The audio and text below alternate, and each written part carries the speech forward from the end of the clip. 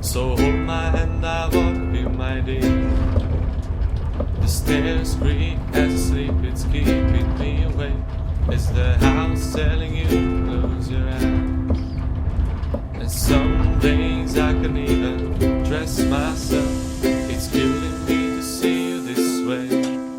'Cause though the truth may vary, this ship will carry our bodies safe to shore.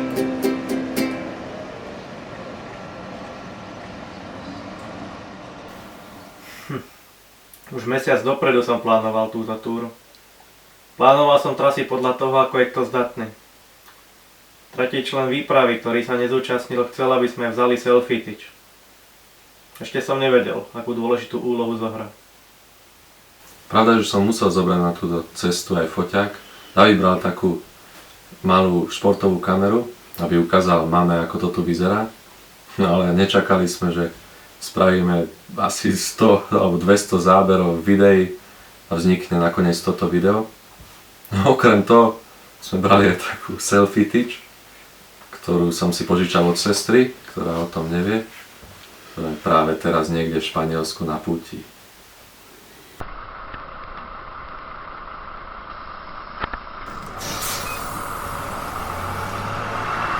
Už na ceste na chatu sme sa hádali. Nevedeli sme sa zhodnúť na tom, kto si priniesol viac jedla.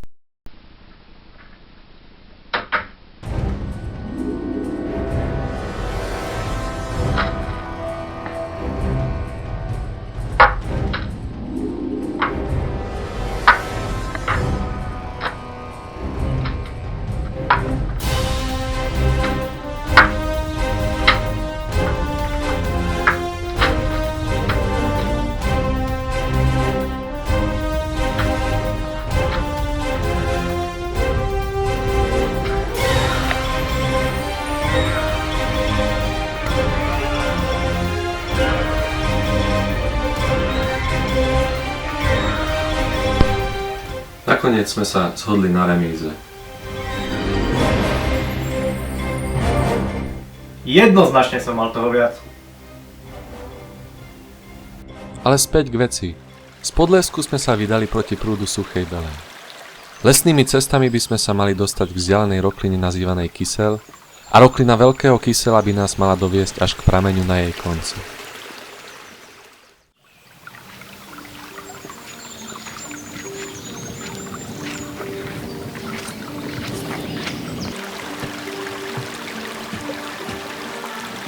David mi hovoril, že v slovenskom raji je veľmi pekne, ale netušil som, že až tak. Bolo to tam naozaj ako v raji.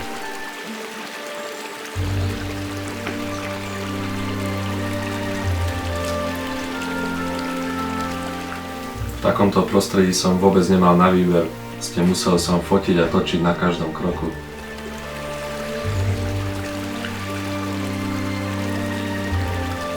Vybrali sme sa zavčasu, aby sme nestretli žiadnych ľudí. A on si fotí pavučinu.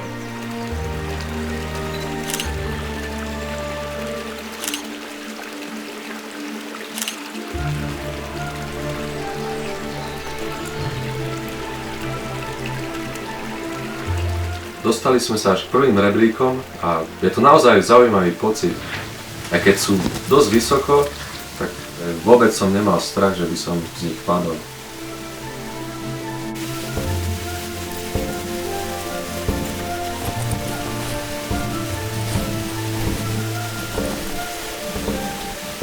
Zaujímalo ma, ako to zvládne.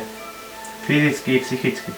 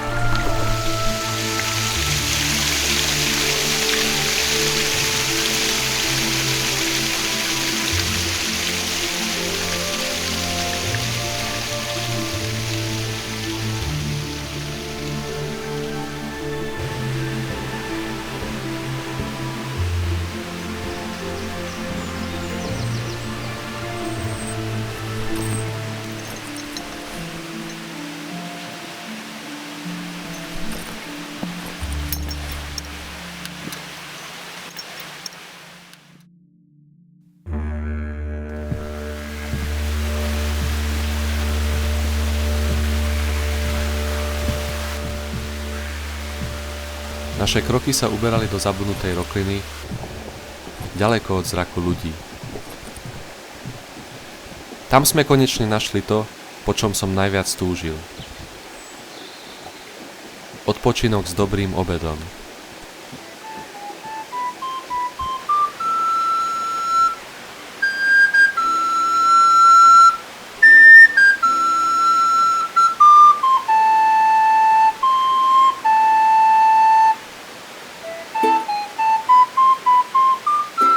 Vybrali sme si pekné miesto na obed a ako dezert sme si dali 10 klikov. David mi raz povedal, kliky sú dobré na všetko. Keď ti je zima, keď ti pri stopovaní nikto nechce zastaviť, alebo keď máš chuť na sladké, kliky vždy pomôžu.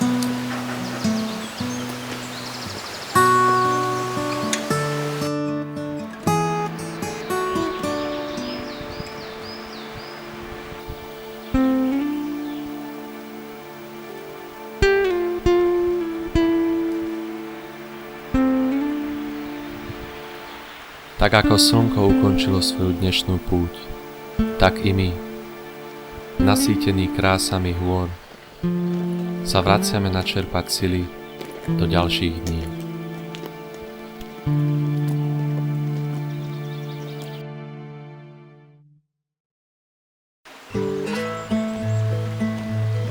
Hneď za úsvitu nového dňa sme vyrazili k prielomu Hornádu.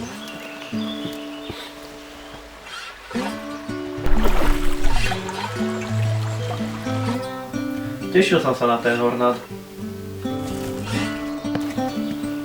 Bolo to čosi neznáme, nové.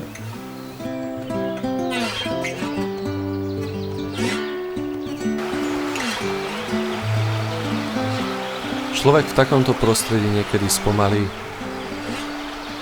a nerušene vníma tú krásu.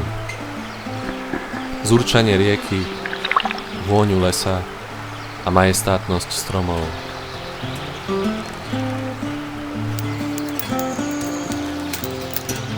Rebríky a vodopády vymenili stupačky nad riekou a mosty. Stupačky s reťazami pôsobia bezpečne a pri ich prechádzaní som bol pokojný. Napriek tomu som cítil rešpekt, keď som sa pozeral pod nohy a uvidel prúd rieky. Prielomom Hornádu nakoniec prechádzame živí a zdraví. Bohužiaľ nie každý mal to šťastie.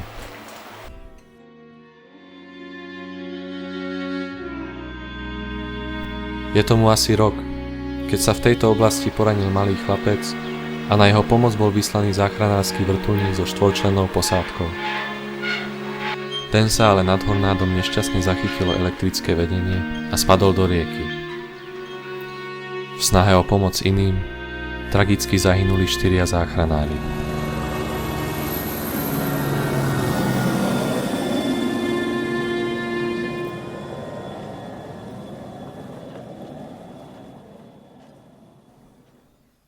Potom ako sme opustili Hornád, sme sa vybrali južne cez kláštorskú roklinu.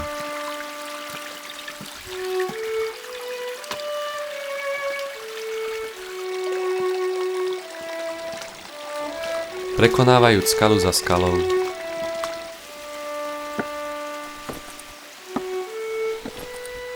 schod za schodom,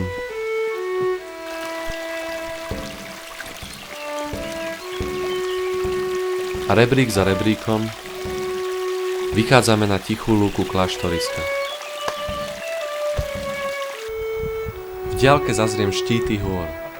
Povesť vraví, že Boh raz poslal anjelov, aby rozniesli krásu po celej zemi. No jeden z nich zakopol o kriváň a všetká krása, ktorú niesol, sa mu rozsypala do celého údolia.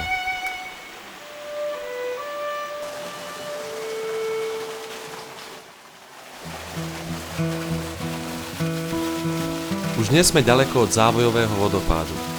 Ja som už ale poriadne hladný a rečičky o kráse ma nezasítia. Chcem jesť, no David nás ženie stále ďalej.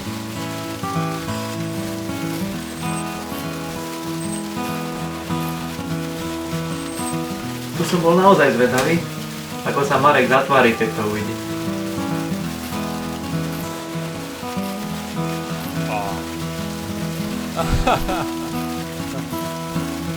Obrovský vodopád, ktorý nemal konca. Som vylezol na rebrík, tak každý krát som uvidel novú a novú terasu a nikde to nekončilo. No, niekde to skončilo, ale proste to bolo vysoké.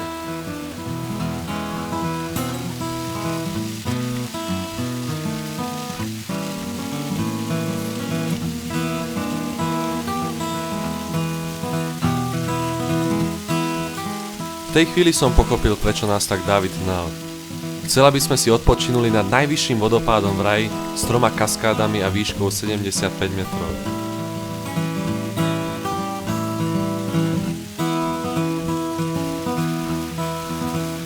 A tak sme nadviazali na tradíciu obedovania na moste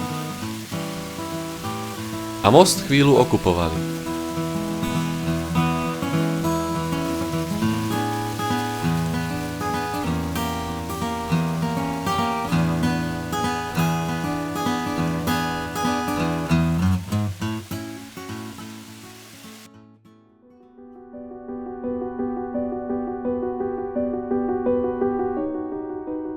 Už na ceste pred vodopádom ma začalo bolieť pravé koleno, ale Dávidovi som to nehovoril, myslel som si, že ma to rýchlo prejde.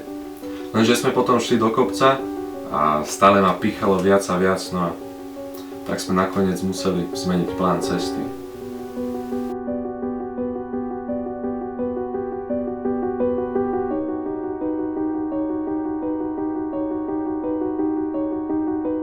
Keď som ho tak pozoroval 10 minút a videl som ako krýva, až mi bolo naozaj jasné, že dnes nič nové neuvidíme.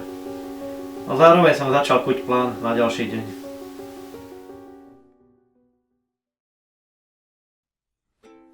Plán znel nasledovne.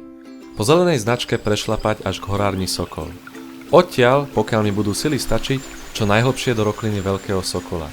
Z vrchu rokliny zostúpiť na Klauzy a pokračovať na sever popri Bielom potoku až na Tomášovský výhľad.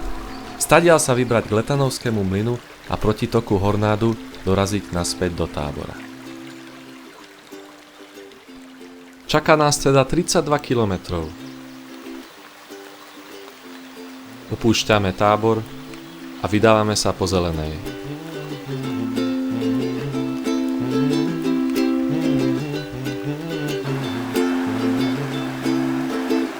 Ráno som sa zobudil a zistil som, že ma ešte stále bolí koleno.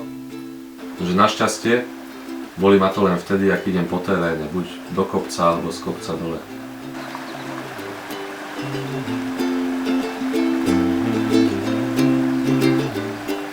Videl som, že ho bolí to koleno stále, keď sme tak išli tým terénom.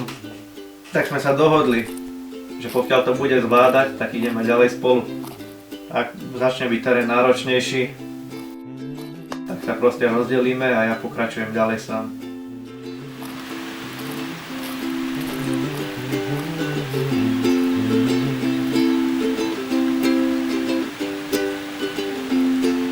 A tak sa naše cesty pri horárni Sokol rozišli. David pokračoval ďalej podľa plánu a ja sa vraciam naspäť.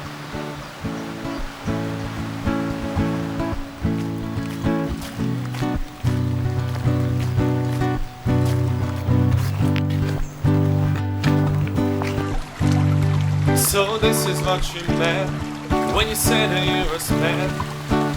And now it's time to build from bottom of the pit right to the top. Don't hold back. Packing my bags and keeping the academy arranged. I don't ever let you down. I don't ever leave the staff. 'Cause after all, this city never sleeps at night. It's time to begin, isn't it? I get a little bit bigger than that. I'll admit I'm just the same as I was. Now don't you understand? I'm never changing who I am.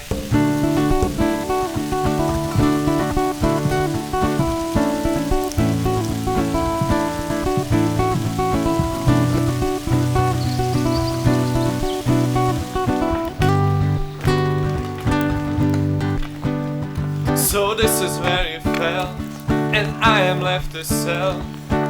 The path that heaven runs through miles of clouded terror right to the top.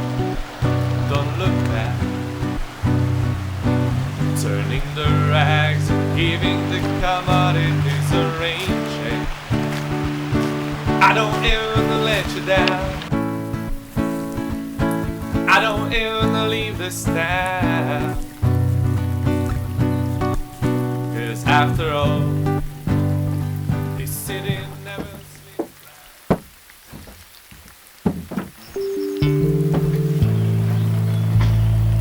David mi raz spomínal, že sa dá z ihličia smreku spraviť dobrý čaj plný vitamínov.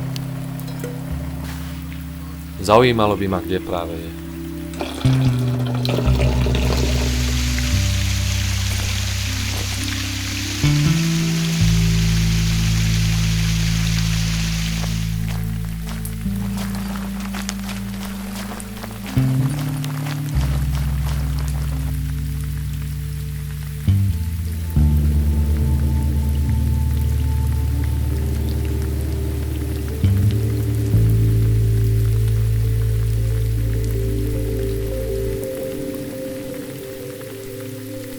Z výhľadu sa ponáhľal späť do tábora, lebo sa stmievalo. A okrem toho, už bol na konci svojich síl.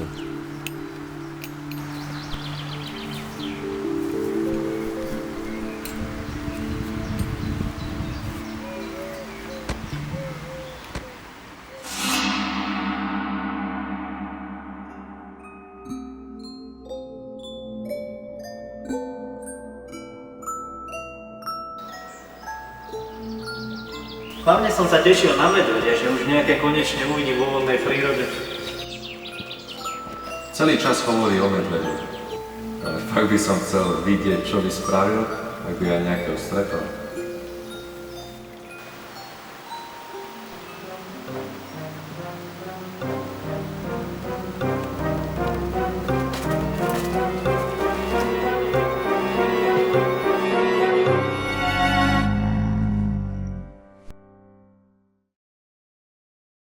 Nakoniec sa Dávidov sen uvidieť medveďa splnil až v zoologickej záhrade.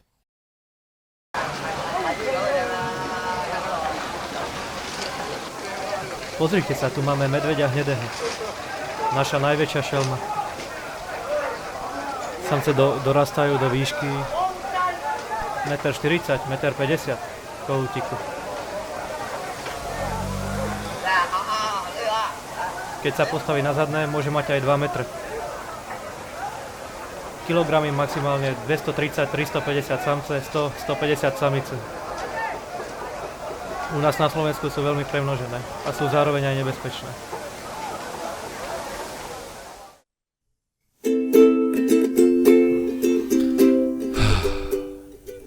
A tak sa končí našich 96 hodín v raji. Naše cesty sa rozchádzajú a nikto z nás nevie, kedy sa znova stretnú. Verím ale, že sa raz znova v zdraví uvidíme. The stairs creak as I sleep, it's keeping me awake. It's the house telling you to close your eyes. And some days I can even dress myself. Vybrali sme to zavčasu, aby sme nestretli žiadnych ľudí. A on si pavučiny točí. Dobre, ale fotí si ich. Fotí si ich. Dobre. Ešte raz? No, poď. Obrovský vodopád, ktorý nemal konca kraja. Konca kraja. No, to bolo dobré, nie pred chvíľou. Áno. Well, tell her that I miss a little thing. Bol som v očakávaní, ako bude vyzerať Hornát. Fyzicky.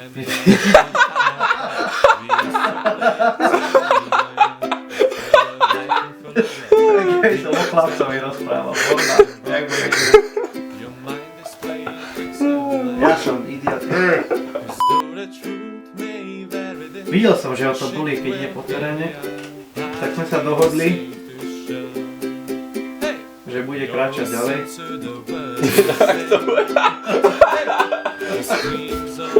Takže sa dohodli, že bude kráčať ďalej.